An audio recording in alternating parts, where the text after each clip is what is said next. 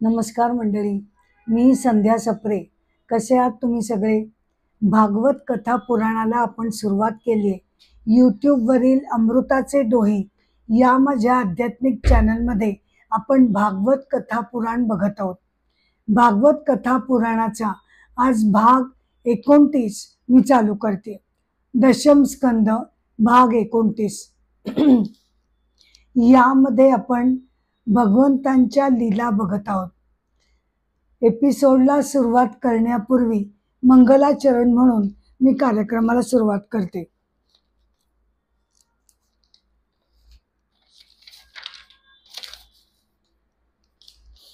श्रीमन महागणाधिपतये नमः. वक्रतुंड महाकाय सूर्यकोटि समप्रभ निर्विघ्नं कुरु मे देव सर्वकार्येषु सर्वदा. नमो देवे महादेवे शिवाये सततं नमः. नमः प्रकृते भद्राये नियतः प्रणतास्मताम्. समचरण सरोजं सान्द्रनीलाम्बुदाभं जगन्विहित पाणिं मण्डनं मण्डनानां. तरुण तुलसीमाला कंधरं कंजनेत्रं सदयधवलहासं विठ्ठलं चिन्तयामि. आदो देवकी देवी गर्भजननं गोपी गृहे वर्धनं मायापूतन जीवितापहरणं गोवर्धनोद्धारणं कंसच्छेदन कौरवादिहननं कुन्ती तनूजावनम्. एतद्भागवतं पुराणकथितं श्रीकृष्णलीलामृतं सच्चिदानन्दरूपाय विश्वोत्पत्त्यादिहेतवे तापत्रयविनाशाय गोविंदाय नमो नमः. कृष्णाय वासुदेवाय हरये परमात्मने प्रणतक्लेशनाशाय गोविंदाय नमो नमः.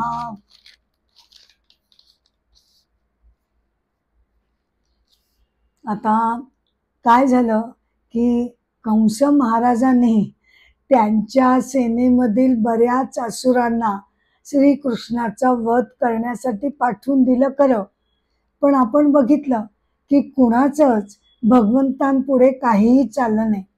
मग कंसानं असा विचार केला की आपण अक्रूराला त्यांच्याकडे पाठवूया. अक्रूर हे श्रीकृष्ण भक्त होते, त्यामुळे त्यांना जर पाठवलं तर त्यांच्या विनंतीवरून त्यांच्या विनंतीवरून भगवान श्रीकृष्ण आणि बलराम नक्की येतील.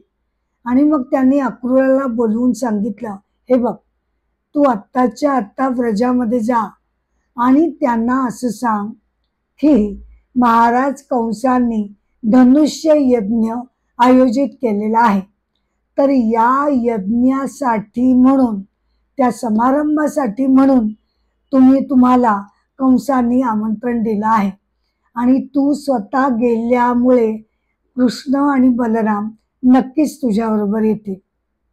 आता अक्रूराला कळलेलं होतं की कंसाचा काहीतरी याच्या पाठीमागे दुष्ट अशी योजना आहे. पण ठीक आहे, मला त्यांनी पाठवलंय, मला त्यानिमित्तानं भगवंतांचं दर्शन तरी होईल. ते व्रजामध्ये गेले. त्यांचं भव्य आदर सत्कार श्रीकृष्णाने केला, विचारपूस केली. तेव्हा अक्रूर गंभीरपणे म्हणाले की कंस अतिशय सगळ्यांवर अत्याचार करतोय. तुमच्या आई वडिलांना, देवकी आणि वसुदेवांना त्यांनी कारागृहामध्ये परत टाकलेलं आहे आणि त्यांचे वडील उग्रसेन यांना सुद्धा त्यांनी तुरुंगामध्ये टाकलेलं आहे. कृष्णानं सगळं ऐकून घेतलं आणि त्या दोघांनी ठरवलं की आता आपण मथुरेला यानं निमंत्रण दिलाय तर आपण जाणं आवश्यक आहे. मग अक्रूराबरोबर ते मथुरेला जाऊन पोचले. मथुरेला गेल्यानंतर अक्रूरानं विनंती केली की आपण माझ्या घरी यावं, परंतु भगवान म्हणाले की आत्ता नको, परत कधीतरी. आणि मग ते रथातून उतरले आणि दोघ जण बलराम आणि श्रीकृष्ण चालत चालत चालत रस्त्यातून जात होते. याचं कारण असं होतं की भगवंतांना त्यांच्या भक्तांना दर्शन द्यायचं होतं आणि स्वतः निर्भयपणे निर्भयपणे त्या रस्त्यावर चालत जाऊन त्यांना कंसाला आणि असुरांना जणू संदेश द्यायचा होता की आम्ही तुम्हाला घाबरत नाही.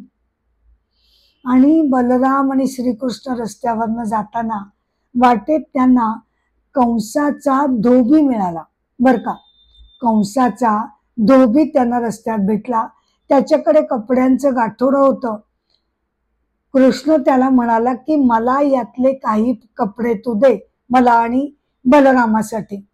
परंतु धोब्याने नकार दिला. हा तोच धोबी ज्यानं रामावतारामध्ये भगवान रामचंद्रांकडे सीतामाईबद्दल तो तक्रार घेऊन आलेला होता. इथे भगवान श्रीकृष्णांना सुद्धा तो धोबी नाही म्हणाला, तेव्हा भगवंतांनी त्याला रागानं एक थप्पड मारली, तर त्या क्षणीच तो कोसळून तो मरून गेला. मग त्यानंतर मथुरा नगरीचं दर्शन करत श्रीकृष्ण आणि बलराम त्या यज्ञ मंडपामध्ये जाऊन पोचले. आणि मग त्या यज्ञ मंडपाच्या मध्यभागी ते धनुष्य ठेवलेलं होतं. ते पहारेकरी जे होते ते अडवू लागले या दोघांना, अरे अरे अरे कुठे जाताय, कुठे जाताय. पण त्या दोघांनी लक्ष सुद्धा दिलं नाही. भगवंतांनी ते धनुष्य मोडून टाकलं आणि त्या धनुष्याच्या लाकडानेच त्यांनी त्या पहारेकरांना मारायला सुरुवात केली. तिथे असलेल्या कंस राजाच्या सगळ्या वस्तूंची तोडफोड केली आणि मग ते छावणीत गेले. भोजन घेऊन त्याने विश्रांती केली. दुसऱ्या दिवशी सकाळी ते रंगशाळेमध्ये पोचले तेव्हा कंसाचा अगदी उन्नत आणि मजबूत, ताकदवान, शक्तिमान असा कुवलिया पीड असा हत्ती तिथे होता. त्याचा माहूत त्याच्या शेजारी होता. भगवंतांनी माहुताला म्हटलं आम्हाला जरा जागा द्या. तेव्हा त्या माहुतानं केलं काय, लक्षच दिलं नाही. उलट त्या हत्तीला डिवचून भगवंतांवर त्यांनी पाठवलं. मग काय, आता हत्तीनं स्वतःचं मरण स्वतःवर ओढवून घेतलं. भगवंतांनी त्याला जमिनीवर खाली पाडलं आणि तो मरण पावला. मग त्याच्यानंतर कंसाचे दोन अत्यंत शक्तिमान असे जे पहिलवान होते, चाणूर आणि मुष्टिक, त्यांच्याशी भगवंत आणि बलरामांनी सामना केला आणि त्या दोघांनाही त्यांनी नष्ट केलं. अरे बापरे, कंसाच्या कानावर सगळ्या बातम्या येतच होत्या. कुवलिया पीड हत्तीला नष्ट केलं, पहारेकऱ्यांना त्यांनी मारून टाकलं, नासधूस केलेली आहे. आणि आता तर चाणूर आणि मुष्टिक या आपल्या बलदंड पहिलवानांना सुद्धा त्यांनी मारून टाकलेलं आहे. भीतीनं अशी काही त्याची गाळून उडाली. तो सगळ्यात उंच मंचावर बसलेला होता. पण कसलं काय, सगळा धीर त्याचा सुटत चाललेला होता. भीतीनं अक्षरशः तो थराथरा कापत होता. तेवढ्यात भगवान श्रीकृष्णांनी डायरेक्ट त्याच्या मंचावरच उडी मारली आणि त्याच्या गळ्याला त्यांनी हात लावला. जास्त काही खटापट करायच्या आतच भगवंतांनी जास्त काही खटापट करायच्या आतच केवळ भीतीनच कंस तिथे जागच्या जागी मरण पावला. मथुरेच्या राज्यातील जनतेला पिडणारा, स्वतःच्या वडिलांना तुरुंगात टाकणारा दुष्ट प्रवृत्तीच्या कंसाचा भगवंतांनी अंत केला. मग त्यानंतर ते कारागृहात गेले. ते देवकी आणि वसुदेवाची मुक्तता केली, त्यांना गळा मिठी मारली, भेट घेतली. मथुरेच्या जनतेनं अत्यंत आनंदानं भगवान श्रीकृष्णांचा जय जयकार केला आणि त्यांनाच मथुरेच्या राज्याच्या गादीवर बसवण्याचं त्यांनी ठरवलं. परंतु भगवान श्रीकृष्णांनी नम्रपणे नकार दिला आणि राजा उग्रसेनाची मुक्तता करून त्यांना मथुरेच्या राज्यपदी बसवलं. मग वसुदेवानी गर्ग महर्षीकडून आपल्या दोन्ही मुलांचे यज्ञोपवीत संस्कार केले आणि त्यांना दोघांना शिक्षण घेण्यासाठी सांदीपनी ऋषींच्या आश्रमात त्यांना पाठवलं. तिथे व्यवस्थित सगळं शिक्षण घेतल्यानंतर भगवंतांनी विचारलं की आता मी गुरुदक्षिणा तुम्हाला काय देऊ. तेव्हा ते म्हणाले की माझा मुलगा प्रभास क्षेत्री समुद्रामध्ये पोहताना तो बुडून मरून पावला, त्याला आपण परत आणावं अशी माझी इच्छा आहे. आता ती गुरुची आज्ञा होती, नाही कसं म्हणणार. त्यामुळे भगवंतांनी प्रत्यक्ष यमराजाच्या दरबारात जाऊन गुरूंचा मुलगा स्वगृही परत आणला.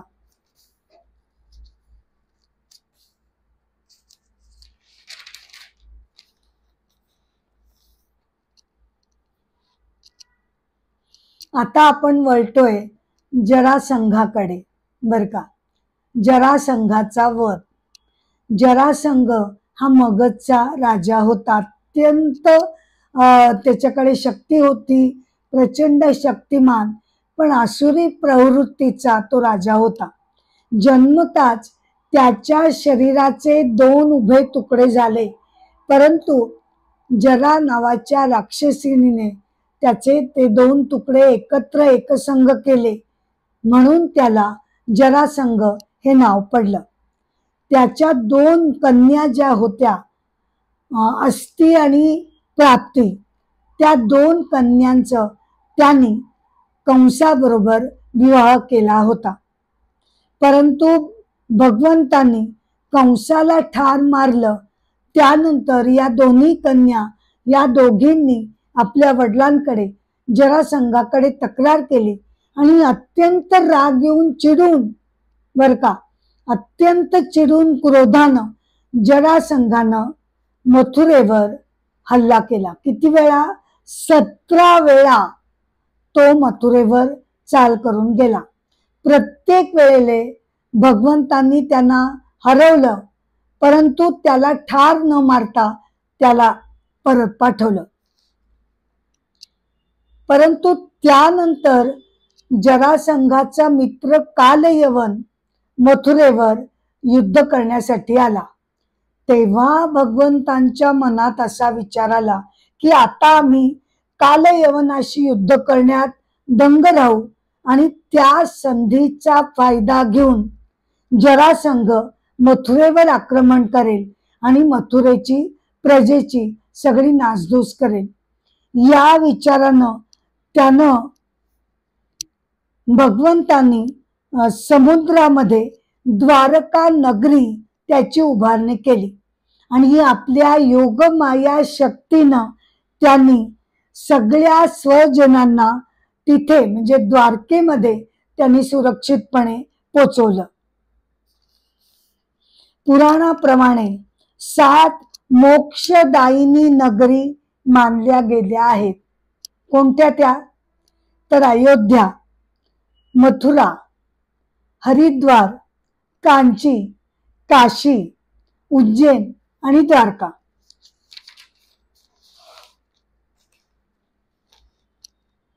कालयवनानं मथुरेला फेरा घातला आणि तो अजिंक्य होता, कारण त्याला वरदान असं मिळालेलं होतं की जो कोणी त्याच्या समोर युद्धासाठी उभा राहील त्याला पळून जावं लागेल बर का.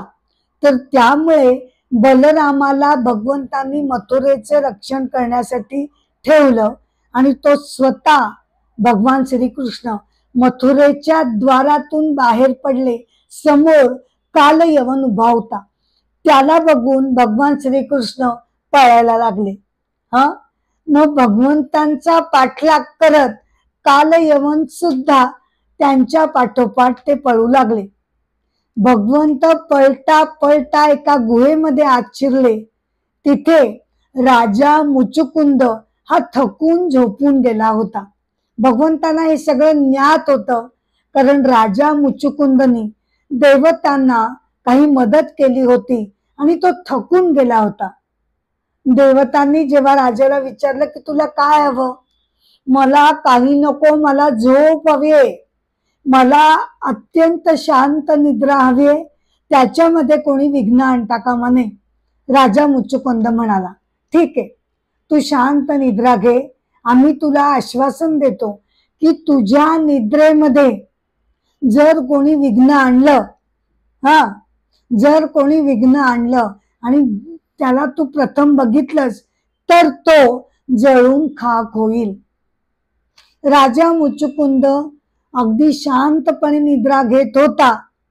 भगवंत त्या गुहेत आले. त्यांनी काय केलं, आपलं उपवस्त्र राजा मुचुकुंदच्या अंगावर टाकलं आणि तो एका बाजूला लपून बसला. थोड्या वेळाने त्यांचा पाठलाग करत कालयवन आत आला. बघतो तर कोणीतरी एक झोपलाय आणि अंगावर उपवस्त्र भगवंताचं. त्यामुळे कालयवनाला वाटलं, अच्छा, म्हणजे माझा पाठलाग करत करत हा माणूस इथेच झोपलाय. त्याला असं वाटलं भगवंतच झोपलेत. तर त्यांनी ते उपवस्त्र बाजूला केलं, खेचलं आणि जोरात लाथ मारली रागाने. तर काय, राजा मुचुकुंद त्या लाथेने जागा झाला. बघतो तर काय, समोर कालयवन. बरं, त्याला काय वरदान मिळालं, तर तू ज्याला प्रथम बघशील तो भस्मसात होईल. कालयवन त्या क्षणीच भस्मसात होऊन गेला. जरासंधानं चिडून पुन्हा मथुरेवर आक्रमण केलं, परंतु तोपर्यंत भगवान श्रीकृष्ण द्वारका नगरीमध्ये जाऊन पोचले होते. आता बघूया बलराम आणि भगवान श्रीकृष्ण यांचे विवाह. बलरामांचा विवाह राजा रैवताची कन्या रेवतीशी झाला. आता बघूया आपण रुक्मिणी स्वयंवर. रुक्मिणी स्वयंवर काय झालं, विदर्भाचा राजा भीष्मक याची कन्या रुक्मिणी अत्यंत रूपवती लक्ष्मीचा अवतार होती आणि तिचा भाऊ रुक्मी. तर तिच्या भावाच्या मनात रुक्मिणीचा विवाह आपला मित्र शिशुपालाशी करून द्यायचं त्याच्या मनात चाललेलं होतं. रुक्मिणीचं स्वयंवर त्यांनी आयोजित केलेलं होतं. परंतु रुक्मिणीनं मनानं भगवान श्रीकृष्णांची कीर्ती ऐकून त्यांनाच तिनं मनोमन वरलेलं होतं. पण आता तिचा भाऊ रुक्मी तर भगवंतांचा राग राग करायचा. मग भगवंतांना हिच्या स्वयंवराचं आमंत्रण कोण पाठवणार, मग भगवान श्रीकृष्ण कसे येणार, ही चिंता तिला पडली आणि तिनं निश्चय केला की आपणच आपल्यातर्फे त्यांना आमंत्रण द्यायचं बर का. आणि मग त्यासाठी तिनं त्यांना एक पत्र धाडलं. कोणाबरोबर, एका ब्राह्मणाबरोबर तिनं, विश्वासू ब्राह्मणाबरोबर ते पत्र दिलं. कोण होते ते, तर ते पूर्वजन्मीचे महर्षी वाल्मिकी होते बर का. पूर्वजन्मीचे ते महर्षी वाल्मिकी होते. त्यांनी त्यावेळेला सीता मातेची अतिशय काळजी घेतलेली होती आणि त्यांना मनातून राम आणि सीता यांचा संयोग घडवून आणायचा होता. पण दुर्दैवानं तसं होऊ शकलं नाही आता कृष्णावतारामध्ये रुक्मिणीला मदत करून ते भगवान श्रीकृष्ण आणि रुक्मिणीचा संयोग घडवून आणणार होते. ते द्वारकेला पोचले, निरोप गेला.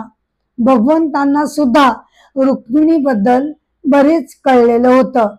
अत्यंत सौंदर्यवती, शीलवती, रूपवती अशी ती राजकन्या होती. त्यामुळे त्यांनी त्या स्वयंवराला जायचं ठरवलं. कारण रुक्मिणीनं पत्रामध्ये असं लिहिलेलं होतं की तुमच्या कीर्तीमुळे मी मनोमन तुम्हाला वरलेलं आहे, आपण स्वयंवराला यावं. आणि मग तिनं पुढे सांगितलं की आमच्याकडे अशी परंपरा आहे बर का, आमच्याकडे अशी परंपरा आहे की लग्नाच्या आदल्या दिवशी कन्या देवी पूजनासाठी डोंगरावरच्या देवीच्या दर्शनाला जाते. मग तिनं वेळ सगळी कळवली, मार्ग तिनं तो त्यांना आखून दिला, इथे इथे मी पोचणार आहे, त्यावेळेला तुम्ही या आणि माझं तुम्ही हरण करा. तिथे जरासंग, शिशुपाल वगैरे असतील, त्यांचं तुम्ही पारिपत्य करून मला तुम्ही हरण करा आणि घेऊन जा. जर तुम्ही येऊ शकला नाही तर मी प्राणत्याग करीन, पण मी दुसऱ्या कोणाशीही विवाह करणार नाही. असं तिनं निश्चयपूर्वक लिहिलेलं असल्यामुळे भगवंत ताबडतोब त्या स्वयंवराला जायला तयार झाले. रथासाठी दारुकाला बोलवलं आणि ते विदर्भाची राजधानी कुंदिनपूर इथे ते रवाना झाले. ते तातडीने निघताय ते बघून बलरामानं सुद्धा आपला रथ काढला आणि यदू सेनेला घेऊन ते त्यांच्या पाठोपाठ निघाले.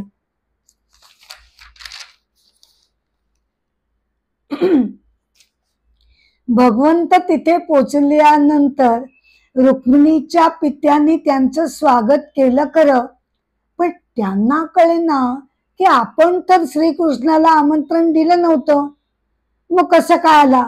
पण जाऊ दे, त्याने काही जास्त विचार केला नाही. आणि इकडे देवी दर्शनासाठी रुक्मिणी बाहेर पडलेली होती. ती मंदिरातून बाहेर आल्यानंतर भगवंतांनी, ते तिथे पोचलेले होतेच, त्यांनी तिला रथामध्ये घातली, तिचं हरण केलं आणि ते त्वरेनं रथ घेऊन पुढे जाऊ लागले. तेव्हा त्यांना प्रतिकार करण्यासाठी शिशुपाल, जरासंग पुढे आले, परंतु बलराम आणि त्यांच्या सेनेनं त्यांना पराभव केला. परंतु रुक्मिणीचा जो भाऊ होता रुक्मी, त्याला अतिशय राग आला आणि तो मात्र त्यांचा पाठलाग करू लागला. परंतु तो रुक्मिणीचा भाऊ असल्यामुळे भगवंतांनी त्याला क्षमा केली, त्याला सोडून दिलं आणि अशा प्रकारे रुक्मिणीशी त्यांनी विवाह केला. द्वारकेला पोचल्यानंतर मग विधिव्रत त्यांनी तिच्याशी विवाह संपन्न केला.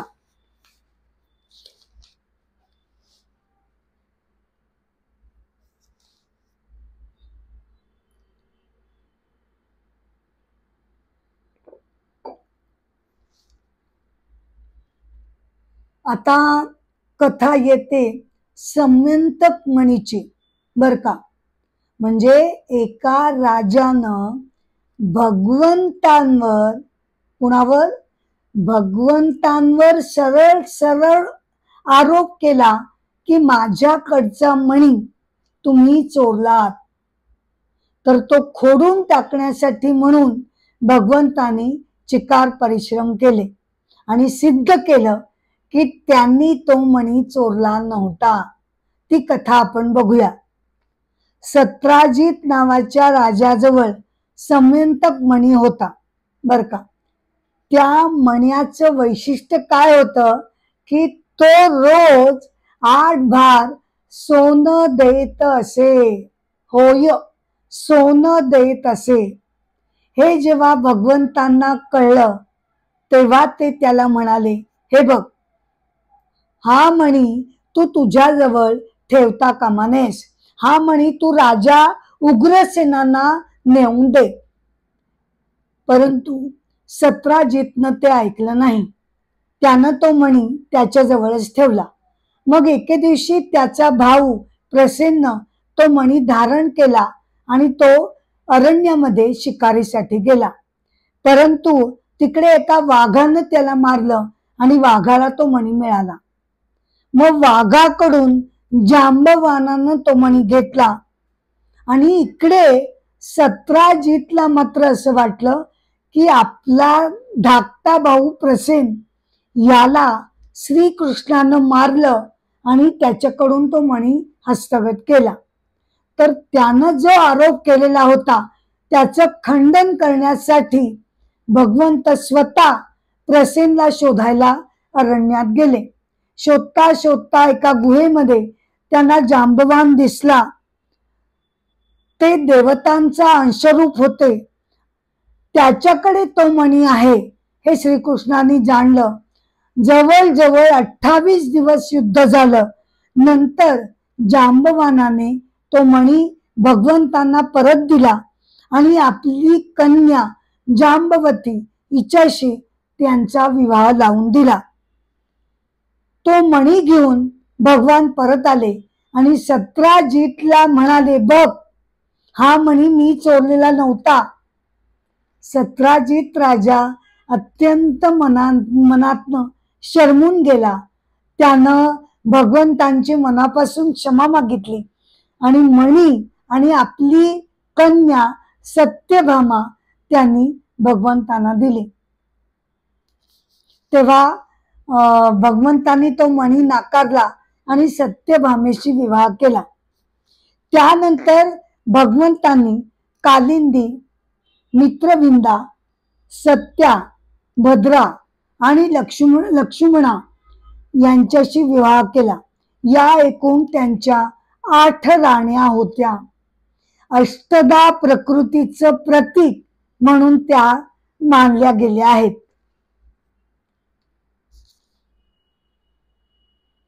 नंतर भगवंतांनी नरकासुराचा म्हणजे भौमासुराचा उद्धार केला. नरकासूर हा पृथ्वी देवीचा पुत्र होता, पण तरी सुद्धा तो अत्यंत असुर वृत्तीचा होता.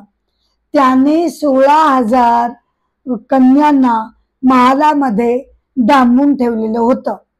त्यांच्यातर्फे भगवंतांना एक निवेदन सादर केलं गेलं होतं की आमची या तुरुंगातून आपण सुटका करावी. त्यामुळे भगवान सत्यभामेबरोबर तिकडे गेले. युद्ध झालं आणि भौमासुराला भगवंतांनी नष्ट केलं. त्या सगळ्या कन्यांना भगवंतांनी मुक्त केलं. परंतु आता त्यांनी जायचं कुठे? मोठा सामाजिक प्रश्न होता. कारण राजांनी ह्या असुरांनी पळवून आणलेलं होतं. त्या घरी पण जाऊ शकत नव्हत्या. त्यांचे विधिव्रत विवाह सुद्धा पुढे होऊ शकले नसते. म्हणून त्यांनी भगवंतांना विनंती केली की आपण आम्हाला आश्रय द्या, आमचं रक्षण करा. आणि त्यामुळे केवळ भगवंतांनी यांच्याशी विवाह केले.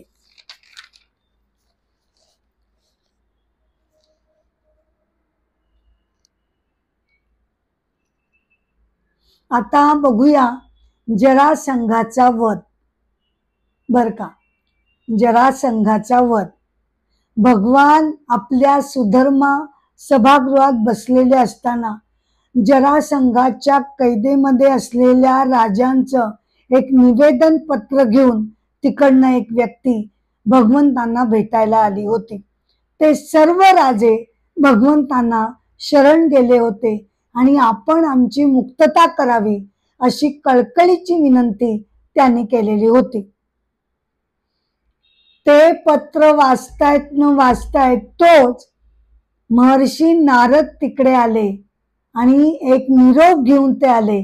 ते म्हणाले, युधिष्ठिरानं राजसूय यज्ञ करायचं ठरवलंय आणि त्यामध्ये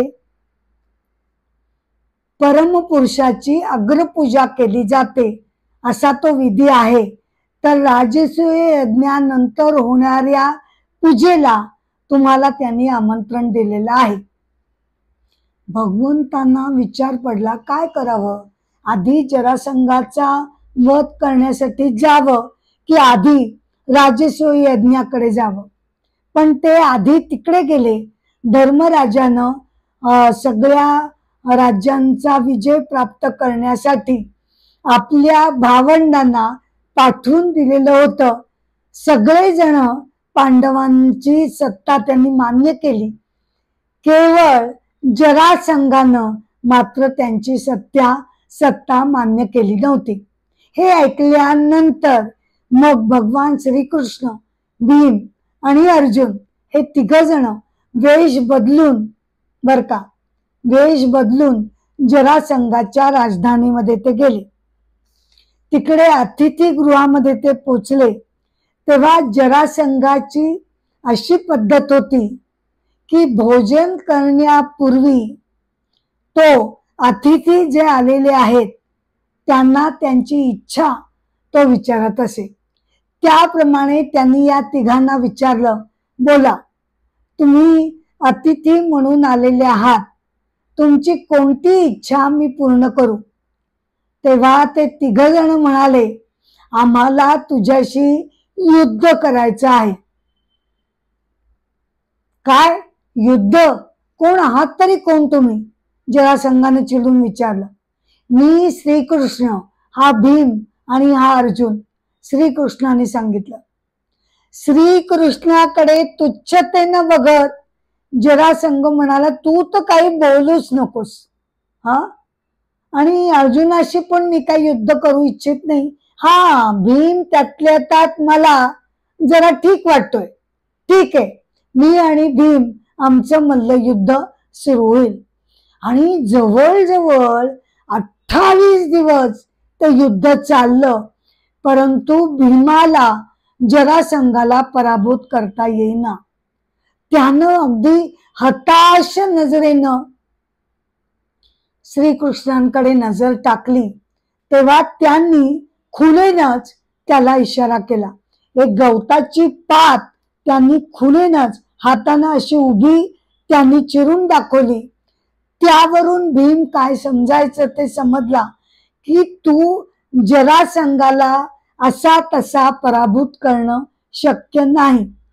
त्याला पराभूत करायचं असेल तर त्याला उभ्या भागी असा निम्मा चिरला गेला तरच तो नाश पावेल. त्याप्रमाणे भीमानं केलं आणि जरासंघाचा वध झाला.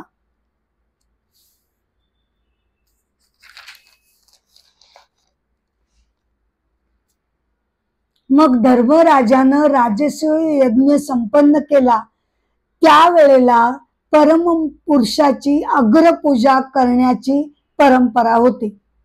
तेव्हा सगळ्यांनी आपणहून भगवान श्रीकृष्णांचं नाव सुचवलं की त्यांची आपण पूजा करायला हवी. परंतु हे ऐकल्यानंतर शिशुपालाला मात्र भयंकर राग आला. तो एकदम रागाने उठला आणि म्हणाला, काय, इथे सगळे मोठे मोठे राजे बसलेले असताना तुम्ही या श्रीकृष्णाचं तुम्ही अग्रपूजा करायचं नाव घेता. अरे साधा गुराखी येतो, गुराखी, त्याचं काय नाव घेता तुम्ही. शिशुपाल अगदी असभ्य भाषेत भगवंतांना नाव ठेवू लागला बर का. आता शिशुपालाचा जेव्हा जन्म झाला होता तेव्हा त्याला जन्मजातच 3 डोळे आणि 4 हात होते. तर त्याला ज्याच्या मांडीवर ठेवल्यानंतर त्याचे 2 हात गळून पडतील आणि 3रा डोळा गळून पडेल, त्याच व्यक्तीकडून पुढे त्याचा मृत्यू होईल असं शिशुपालाच्या मातेला समजलेलं होतं. एकदा भगवान श्रीकृष्ण जेव्हा शिशुपाल बाळ असताना तिकडे गेले तेव्हा त्यांच्या मांडीवर शिशुपालाच्या मातेनं शिशुपालाला त्यांच्या मांडीवर ठेवलं, तेव्हा त्या क्षणी शिशुपालाचे 2 हात आणि 3रा डोळा गळून पडला. मातेला आनंद झाला, पण त्याचबरोबर तिच्या लक्षात आलं की भगवान श्रीकृष्णांकडूनच शिशुपालाचा वध होईल. तिनं काकुळतीनं भगवंतांना विनंती केली की कृपया आपण त्याचा वध करू नये. भगवान म्हणाले, जर तो व्यवस्थित वागला, सात्विक वृत्तीनं जर त्याचं आचरण असेल तर मी कशाला मारू त्याला. काही मारण्याचा मुळी संभावना येतच नाही.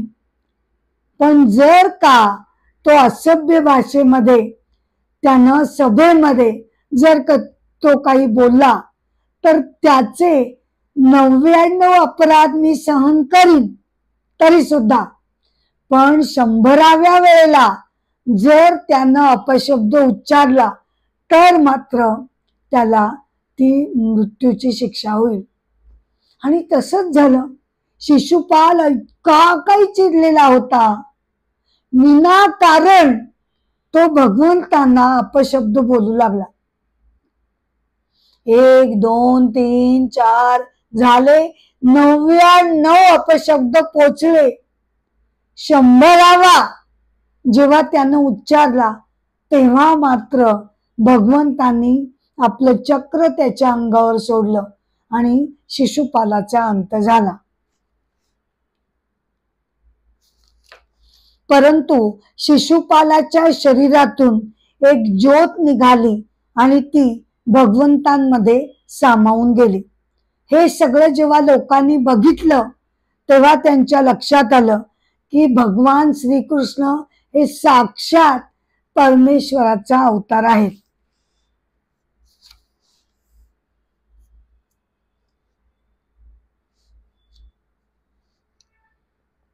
आता बघूया भगवान श्रीकृष्ण आणि सुदामा यांची कथा.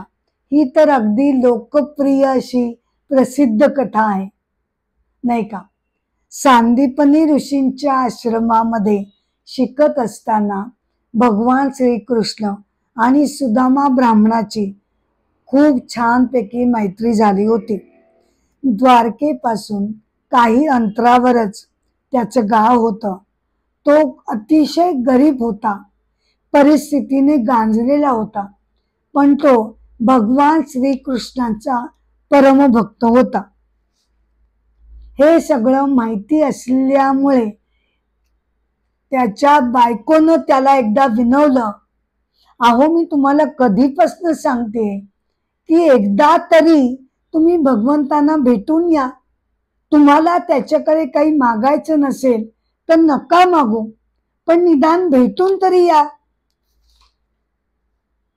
सुदामानं तिचं म्हणणं मान्य केलं आणि मग तो म्हणाला, अगं जायचं तर काहीतरी मला भगवंतांसाठी घेऊन जावं लागेल. काय देतेस मला बरोबर? काय देणार बिचारी, काही सुद्धा नव्हतं घरात. 4 घरी मागून थोडेसे पोहे तिनं आणले, त्याची पुरचुंडी केली आणि तीच आपल्या नवऱ्याच्या हातात ठेवली. सुदामा द्वारकेला पोचला. आता त्याचा तो अगदी गरीब कळकट्टा अवतार बघून पहारेकऱ्यांना असं वाटलं की हा कशाला श्रीकृष्णाचं नाव घेतोय. त्यांना खरं तर त्याला अडवावंसच वाटलं, पण नंतर त्यांनी विचार केला, जाऊ दे त्याला, भगवान श्रीकृष्ण काय ते बघतील. आणि तो आत गेल्यानंतर भगवान श्रीकृष्णांनी त्याला बघितलं मात्र ते इतक्या आवेगानं धावत त्याला भेटायला आले. तो गरीब आहे, काय आहे, कसला, काही विचार त्यांच्या मनामध्ये आला नाही. अपार मैत्रीच्या प्रेमाच्या भावनेनं त्यांनी त्याला गच्च आलिंगन दिलं, त्याची विचारपूस केली, चौकशी केली, त्याला उंची वस्त्र दिली, त्याचा आदर सत्कार दिला, पंचपक्वान्नांचं भोजन खाऊ घातलं. परंतु इकडे राहा असा काही आग्रह त्यांनी केला नाही बर का. दुसऱ्याच दिवशी त्यांनी त्याला घरी जायला सांगितलं अर्थात अर्थात भगवंतांची या पाठीमागे कृपा दृष्टी होती याबद्दल तर काही शंकाच नाही. पण हा मात्र सुदामा जरा मनातल्या मनात खिन्न झाला की त्यानं भगवंतांनी आपल्याला बरोबर जाताना काहीच दिलं नाही, आपल्याला राहायचा आग्रह केला नाही. पण तरी सुद्धा काही हरकत नाही, तो त्यांचा परम भक्त होता.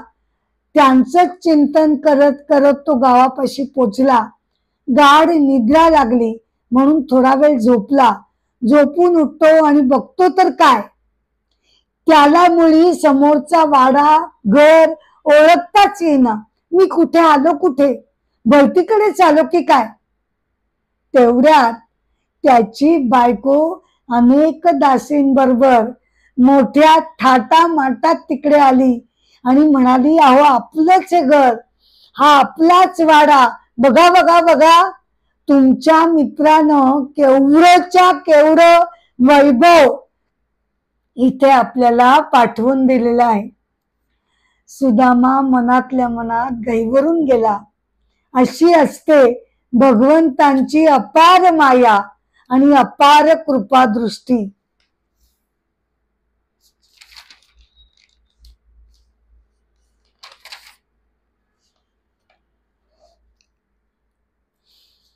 आता सुभद्रा हरणाची कथा आपण बघणार आहोत.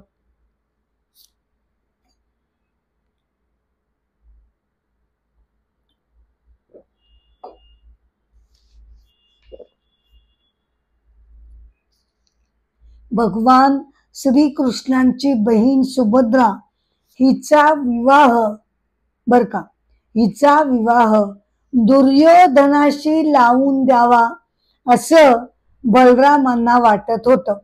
परंतु त्यांचा हा प्रस्ताव इतर कुणालाही मान्य नव्हता. त्याच सुमारास अर्जुन तीर्थयात्रा करत प्रभास क्षेत्री पोचला आणि त्याच्या कानावर सुभद्रेला दुर्योधनासाठी बलराम विचार करतायत असं त्याला लक्षात आलं. त्याच्या कानावर ही बातमी गेली आणि त्याच्या मनात सुभद्रेशी विवाह करण्याची इच्छा जागृत झाली. मग त्यानं काय केलं तर त्रिदंडी यतीचा म्हणजे संन्यासाचा वेश धारण करून अर्जुन द्वारकेला गेला आणि पावसाळ्याचे 4ही महिने तो द्वारकेमध्ये राहिला. मग एकदा बलरामानं अर्जुनाला जेवायला बोलवलं तेव्हा सुभद्रेनं अर्जुनाला जेव्हा प्रत्यक्ष बघितलं तेव्हा तिच्याही मनामध्ये अर्जुनाशी विवाह करण्याची इच्छा निर्माण झाली. त्यामुळे अर्जुनानं भगवान श्रीकृष्णांच्या संमतीनं तिच्याशी विवाह करण्याचं पक्क केलं. एके दिवशी जेव्हा सुभद्रा देवी दर्शनासाठी महालाबाहेर पडली तेव्हा भगवान श्रीकृष्णांच्या संमतीनं अर्जुनानं सुभद्रेचं हरण केलं. प्रथम हे ऐकल्यानंतर बलराम रागावले खरे, पण मग शांत झाले आणि अर्जुन आणि सुभद्रेचा विवाह त्यांनी अतिशय थाटामाटाने लावून दिला.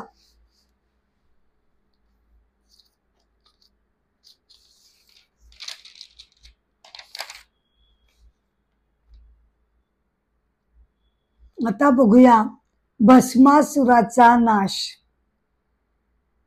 भगवान शंकर त्यांचं वैशिष्ट्य असं आहे की ते भक्तांवर लवकर प्रसन्न होतात.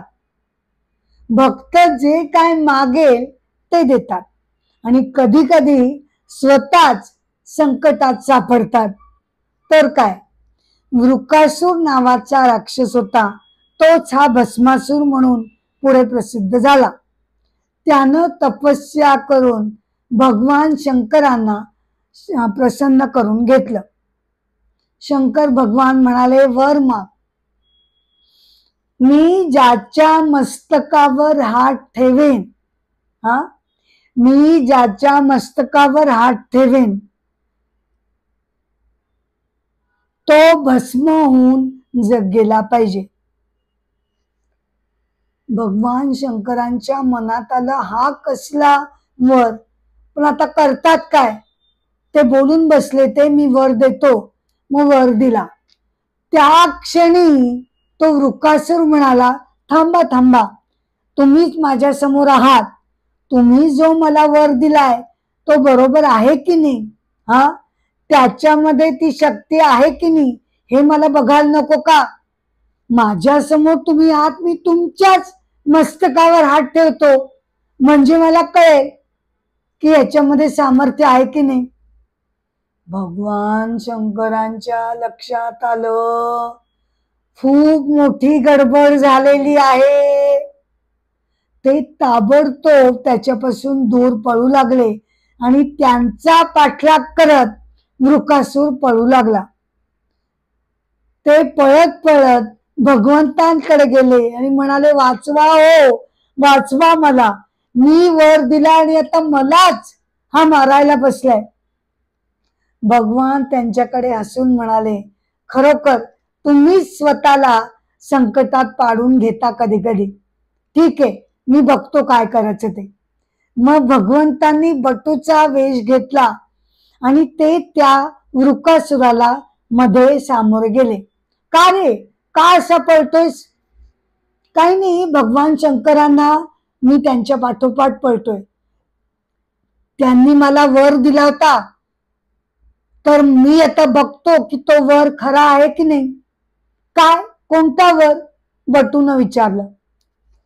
मी ज्याच्या मस्तकावर हात ठेवेन तो भस्मसात झाला पाहिजे. असं होय? अरे मग तेवढ्यासाठी ही पळापळ कशाला करतोस? हा, काही पळू बिळू नकोस, तू स्वतःच्या मस्तकावर हात ठेवून बघ ना. काय? वृकासुराने ते मान्य केलं, स्वतःच्या मस्तकावर त्याने हात ठेवला आणि तो क्षणार्धात भस्मसात झाला.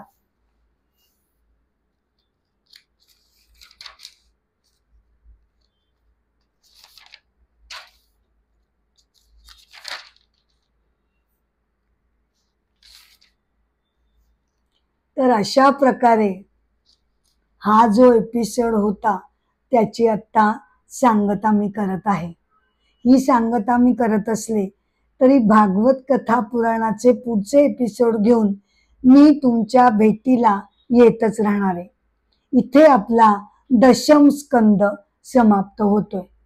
या एपिसोडची सांगता करण्यापूर्वी मी अर्थातच गजरानं ही सांगता करत आहे आणि तुम्हाला विनंती करते की यूट्यूबवरील अमृताचे डोही या माझ्या आध्यात्मिक चॅनलला कृपया शेअर करावं, लाईक करावं आणि सबस्क्राईब करावं. गजरानं मी या एपिसोडची सांगता करते. पुंडलिक वरदा हरी विठ्ठल, श्री ज्ञानदेव तुकाराम, पंढरीनाथ महाराज की जय, राजाधिराज रामचंद्र महाराज की जय, भगवान गोपाल कृष्ण महाराज की जय, मंगल मूर्ति मोरया, जय जय राम, राम कृष्ण हरी, जय जय राम, राम कृष्ण हरी हरी, राजा राम कृष्ण हरी, राजा राम कृष्ण हरी हरी, जय जय राम, राम कृष्ण हरी हरी. नमस्कार.